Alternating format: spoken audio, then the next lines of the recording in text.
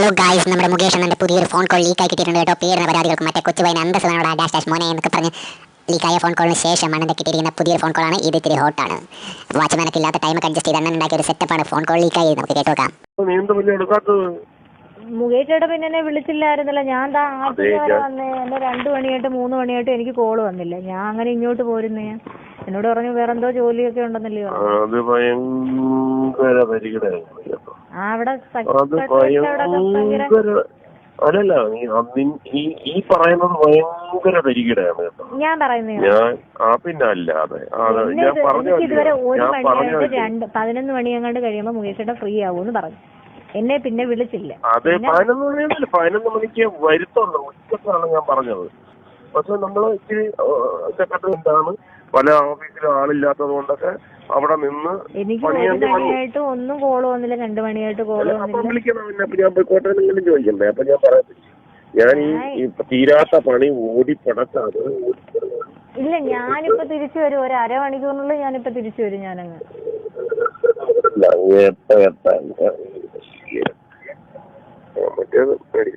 അത് ഒരാൾക്ക് എന്നാലും ഭയങ്കര രസമായി കേട്ടോ. ഞാനീ എന്തെല്ലാം പരിപാടികള് എല്ലാം ഞാൻ അവരെ കാല് പിടിച്ച് നിന്റെ അടുത്തൊരു വാക്ക് പറഞ്ഞോണ്ട് കാല് പിടിച്ചിട്ടാണ് ഇപ്പൊ തീർത്തത്.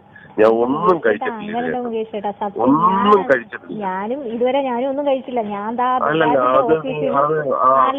ബജാജിന്റെ ഓഫീസിൽ നിന്ന് ഞാൻ ഇറങ്ങിയിട്ട് നേരെ നേരെ ഇതിന്റെ ഇങ്ങോട്ടാണ് ഞാൻ നേരെ വരുന്നത്.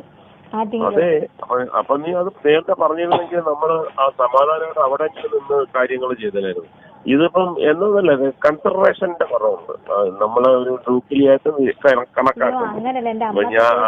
ഞാൻ വാക്കായിട്ടിരിക്കുന്നത്. അപ്പൊ അതൊക്കെ നമ്മൾ വിശ്വസിച്ചിട്ടില്ലേ ഇതിന്റെ ഇല്ലില്ല. അതൊക്കെ നീ എന്താ അങ്ങനെ ഒരു ഭയങ്കര വില കുറഞ്ഞ് നമ്മളെ കണ്ടു. അത് ഫ്രണ്ട്ഷിപ്പിനൊക്കെ ഒരു വാല്യൂ എന്ന് പറയുന്നത് ഭയങ്കര സംഭവമില്ലേ. അതൊക്കെ കൊടുക്കുന്ന വലിയ ഫ്രണ്ട്ഷിപ്പാകുന്നു.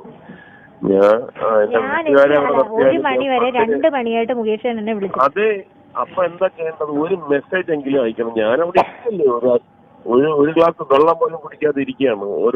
ഓരോ ഫയലെടുത്ത് സെക്രട്ടറിമാരെ വീട്ടിൽ പോകുന്നു. തുറന്നപ്പോ തിരിച്ചു വന്ന് നാളത്തെ ക്യാബിനറ്റിൽ വെക്കണം നിർബന്ധമായിട്ടും എന്ന് പറഞ്ഞിട്ട് നമ്മൾ ചെയ്തതാണ്. അപ്പം ഒരു മെസ്സേജ് വന്നിരുന്നെങ്കിലും ഞാൻ ഇങ്ങനെ പോവാൻ. അപ്പൊ ഇത്ര മണിക്ക് എല്ലാം ഇതിപ്പോ ഞാൻ വിചാരിക്കുന്നത് പാവം എനിക്ക് വെയിറ്റ് ചെയ്യായിരിക്കും അതുകൊണ്ടായിരിക്കും വിളിക്കാത്തത്, വെയിറ്റ് ചെയ്യായിരിക്കും എന്ന് പറഞ്ഞിട്ട് ഞാൻ സെക്രട്ടറിന്റെ പുറത്തിറങ്ങി വിളിച്ചപ്പോ ഞാൻ ആറ്റിങ്ങ വരെ പോയെന്ന് പറഞ്ഞാൽ ഞാനൊക്കെ ഇങ്ങനെ പറയുന്നത് കളിയാക്കാൻ വേണ്ടി പറയും.